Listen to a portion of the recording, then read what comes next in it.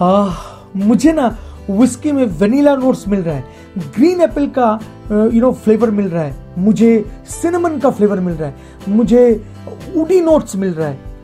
अच्छा, जब आप ऐसे विस्की रिव्यूज देखते हैं तो अक्सर हम लोग आपसे विस्की का जो नोट्स है उससे रूबरू कराते हैं, और आपके मन में हमेशा ये क्वेश्चन रहा है कि ये जो फ्लेवर मिलता है क्या वो नेचुरली इसमें डेवलप्ड होता है या इसको आर्टिफिशियली मिलाया जाता है, या इसमें फल काट के डाल दिया जाता है, जैसे कि एप्पल काट के डाल दिया जाता है, पीएस करके डाल दिया जाता है कि बाद में जाके वो फ्लेवर रहे। तो ये कंफ्यूजन बहुत सालों से आपके पास था, जिसका आंसर अगर दूं तो मैं बोलूंगा कि विस्की में ये जो फ्रेग्रेंस, ये जो फ्लेवर और ये जो नोट्स आपको मिलता है, ये सब नेचुरली डेवलप करता है, आर्टिफिशियली इसमें ऐड नहीं किया जाता है। स्कॉच विस्की लॉ में एक चीज क्लियर कर दिया गया है कि स्कॉच विस्की अगर आप बनाना चाहेंगे तो उसमें आप फ्लेवर को ऐड नहीं कर सकते हैं, हालांकि आप आर्टिफिशियल कलर को ऐड कर सकते हैं और वाटर को ऐड कर सकते हैं, फ्लेवर कभी नहीं। तो जो भी फ्लेवर मिलता है वो नेचुरली मिलता है। तो फिर क्वेश्चन ये आता है कि विस्की में ये सब फ्लेवर कैसे नेचुरली डेवलप होता है। आइए आज इस वीडियो से सरल भाषा में आपको समझाते हैं कि कैसे ये सब फ्रेग्रेंस फ्लेवर्स नेचुरली डेवलप होता है। मैं आपके साथ 4 फ्लेवर का बात करूंगा, जैसे वेनिला, जैसे सिनेमन, ग्रीन एप्पल, पीट, इन सब के बारे में। चलिए आगे बढ़ते हैं। तो आइए पहले जानते हैं कि विस्की में ये जो वेनिला नोट्स है, जो अक्सर हम लोग बोला करते हैं हर एक विस्की में मुझे वेनिला नोट्स मिलता है, वो कहां से जनरेट होता है या कहां से डेवलप होता है विस्की में नेचुरली। विस्की का जब डिस्टिलेशन प्रोसेस कंप्लीट हो जाता है तब विस्की को मैच्योर किया जाता है, और मैच्योर कहां पर करते हैं ना, वुडन कास्क में। और वो जो वुडन कास्क है वो actually American white oak barrels होता है या व्हाइट ओक कास्क होता है। फ्रेंड्स, जैसे कि ये है व्हाइट ओक कास्क, और इन सब वुड से बैरल को बनाने के लिए इन वुड को पहले हल्का टोस्ट किया जाता है या हल्का हीट दिया जाता है, जैसे कि ये बेंड हो जाए प्रॉपरली और ये बैरल का शेप दे पाए।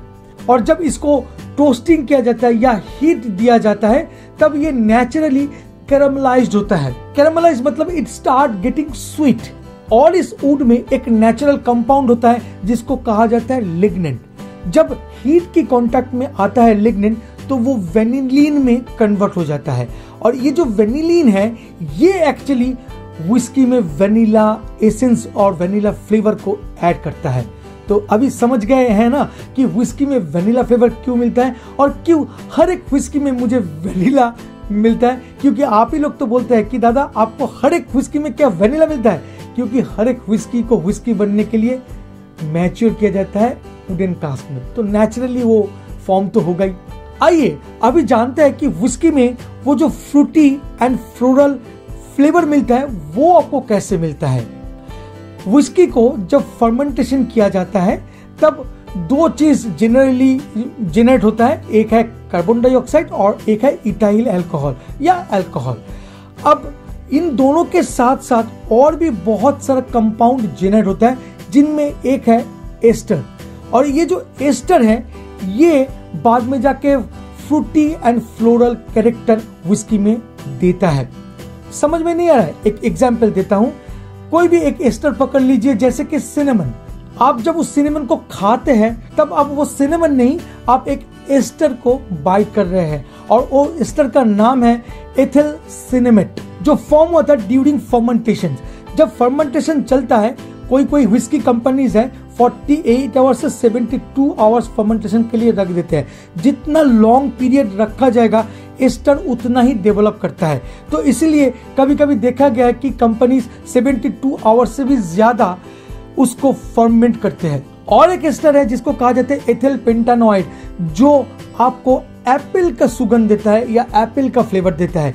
तो आगे जाके अगर आपको कोई विस्की में ऑरेंज, एप्पल या सिनेमन का फ्लेवर मिलता है तो आप डिटेक्ट कर सकते हैं कि कब वो जेनरेट हुआ था विस्की में।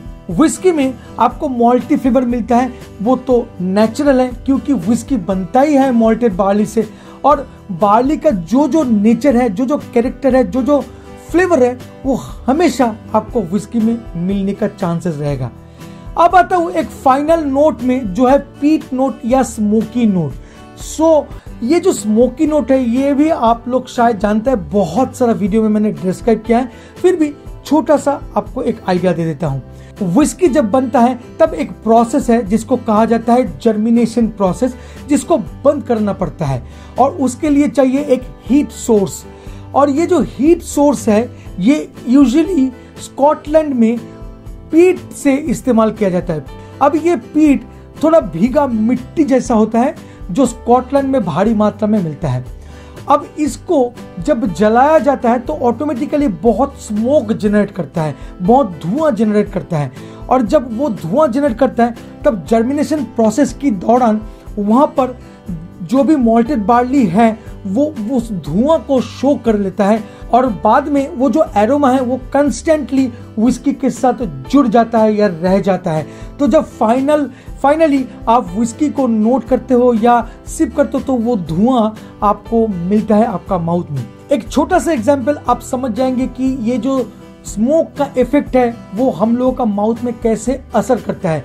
तंदूरी चिकन आपने जरूर खाया होगा।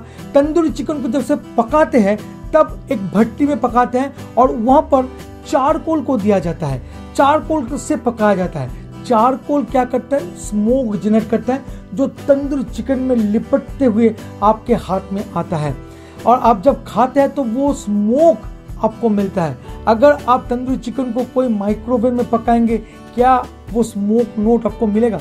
बिल्कुल नहीं। तो विस्की का जो फ्रेग्रेंस है, नोट है, वो एक नेचुरल प्रोसेस से डेवलप्ड होता है विस्कीज में। और भी बहुत सारा एग्जाम्पल है मेरे पास जहां से मैं आपको बता सकता हूं कि ये फ्रेग्रेंस आपको कहां से मिलता है, वो नोट आपको कहां से मिलता है, ये कैरेक्टर विस्की में कैसे डेवलप्ड हुआ। वीडियो इतना लंबा हो जाएगा।